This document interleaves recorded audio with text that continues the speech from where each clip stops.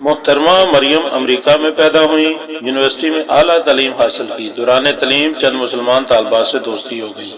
محترمہ مریم اپنے ایمان لانے کا واقعہ یوں بیان کرتی ہیں کہ میں ایک روز اپنی مسلمان سہیلی کو ملنے اس کے گھر گئی اور ساتھ مٹھائی کا تحفہ بھی لے گئی، مگر اس نے مٹھائی کو ہاتھ تک نہ لگایا۔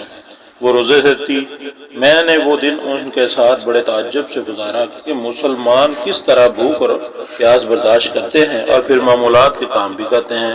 ایک روز میری سہیلی نے مجھے افطار پر مدعو کر لیا، حالانکہ میں روزے سے نہیں تھی۔ میرے لیے اسلام کو جاننے کا یہ اچھا موقع تھا۔ میں نے ان کے مزاج و اطوار کو قریب سے دیکھا، روزہ رکھنے کا سبب بھی معلوم کیا۔ افطار کے بعد وہ سارے لوگ نماز کے لیے کھڑے ہو گئے۔ امام صاحب نے جب قرآن مجید کی تلاوت شروع کی تو اسے سنتے ہی میرے دل پر ایک عجیب قسم کی کیفیت طاری ہو گئی۔ مجھے بعد میں معلوم ہوا کہ امام صاحب اس روز نماز میں سورہ رحمان کی تلاوت کر رہے تھے۔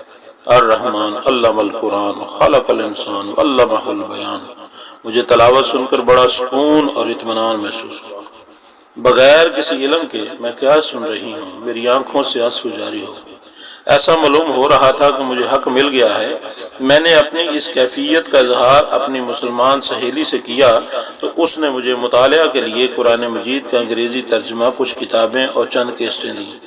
کچھ دنوں کے بعد میں اپنے گھر والوں کی مخالفت کے باوجود دائرہ اسلام میں داخل ہو گئی اور میں نے کلمہ پڑھ لیا، اشہد ان لا الہ الا اللہ واشہد ان محمدا عبدہ ورسولہ۔